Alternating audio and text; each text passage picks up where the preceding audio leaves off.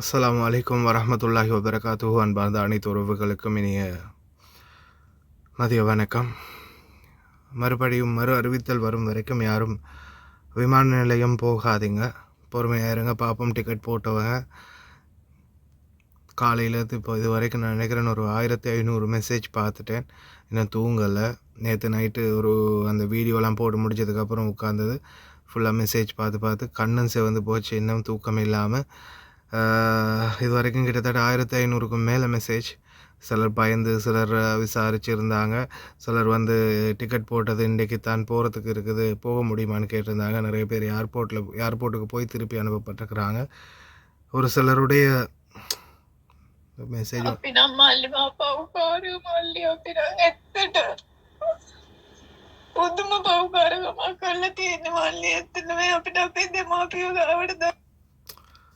நிறைய பேருடைய அழுகையும் மெசேஜும் தான் நிறைய வண்ணம் இருக்குது. பயணங்கள் தடைப்பட்டதால் பலருமே மனதளவில் நிறைய பாதிக்கப்பட்டிருக்கிறாங்க.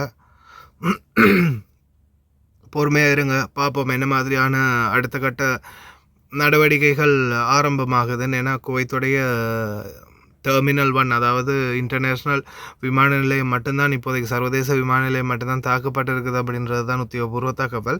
குவைட் ஏர்வேஸோ ஜசீராவோ அல்ஹம்துலில்லாஹ் எந்த பிரச்சனையும் இல்லை. மறுபடியும் பழையபடி போல் ஒரு வேளை டெர்மினல் 1 மூடிட்டு குவைட் ஏர்வேஸ் மற்றும் இந்த ஜசீராவையும் ஆரம்பிக்கலாம் ஒரு வேளை.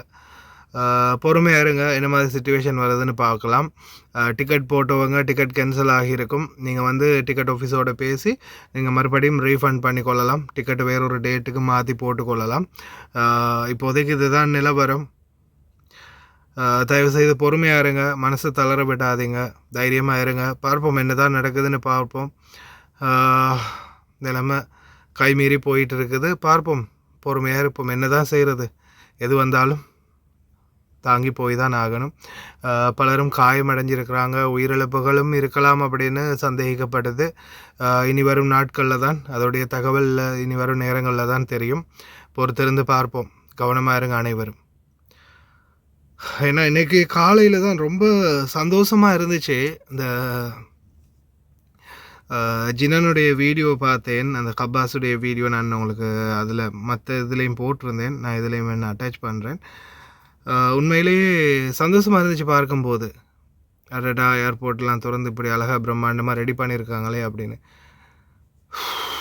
கடைசியில் இப்படி ஆகிடுச்சு. சாலா, மனசை தளர விடாதீங்க. டிக்கெட்டுகளை ரீஃபண்ட் பண்ணிக்கொள்ளலாம் அல்லது ரீடேட் போட்டுக்கொள்ளலாம், இன்னொரு நாள் போட்டுக்கொள்ளலாம். பொறுமையாக இருங்க, பார்ப்போம் என்ன தான் நடக்குதுன்னு.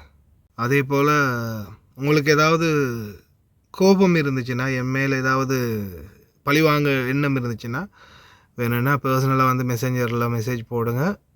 தேடி நீங்கள் உங்களுடைய பழியை தீர்த்து கொள்கிறதுக்கு நான் இருக்கிறேன். தயவுசெய்து சேனல் எதுவும் பண்ணாதீங்க. நிறைய பேர் ரிப்போர்ட் பண்ணுறீங்க, என்ன காரணம்னு தெரியலை. இது வரைக்கும் 4 சேனல் ஓப்பன் பண்ணியிருக்கேன், 4 சேனலும் ரிப்போர்ட்லேயே இருக்குது,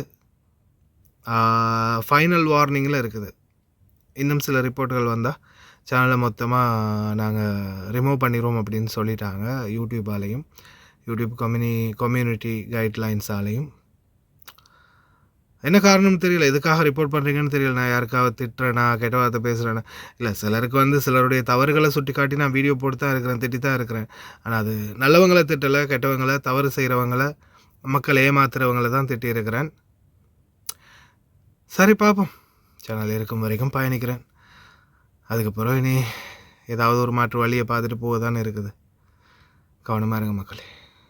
جولة المطار أوريكم حتى المغادرون مبنى الركاب T1 البزنس كلوس والفيرس صاروا هني. حلو، غيرين تماما. حلو اختيارهم للألوان، وايد حلو. أول ما ندخل من بوابة المغادرون تذكرون إنه كان في جامات، كل الجام انشال. قبل كان مثل في بوكس وصار المطار مفتوح على بعضه.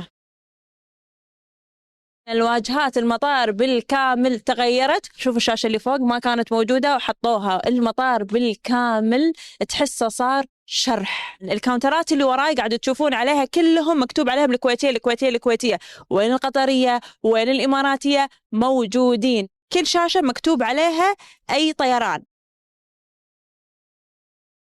راح أوديكم مكان سري يقول اسمه حكومة مول. حكومة مول هذا ما كان موجود، عبارة عن وجود العدل والكهرباء والمرور 4 بس عشان لا نزعل أحد. تنفيذ أحكام تنساه، وجنائي وشنو ومدني.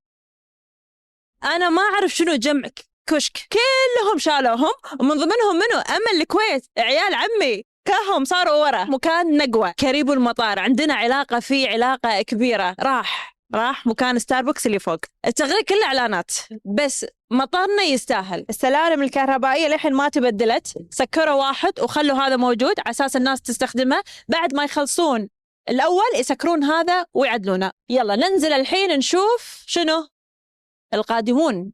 أول ملاحظة تحت إنه يجمعوا شركات الاتصالات بمكان واحد مثل ما قاعد تشوفون وراي. عند بوابة القادمون كان في محلات صغيرة على سبيل المثال مال الورد مثلا، كل شيء انشال على أساس إنه شنو يعطي مساحة. يجمعوا مكاتب الصرافة مع بعض تحت راح يكونون، وهم في فوق لوحة سيارتك تدخلك ولوحة سيارتك تطلعك. يعني باي شنو كرت ما نبي دخول صار إلكتروني. شفتي الإجراءات اللي تطورت، شفتي الساعات المكانية اللي صارت زيادة، شفتي التطوير اللي صار على جميع الكاونترات في تطبيق جميع الإجراءات اللي موجودة، مراعاة جميع الاستحقاقات الأمنية والإجرائية والتشغيلية. الأمور هذه كلها ما أتت من فراغ، أتت من استحقاقات.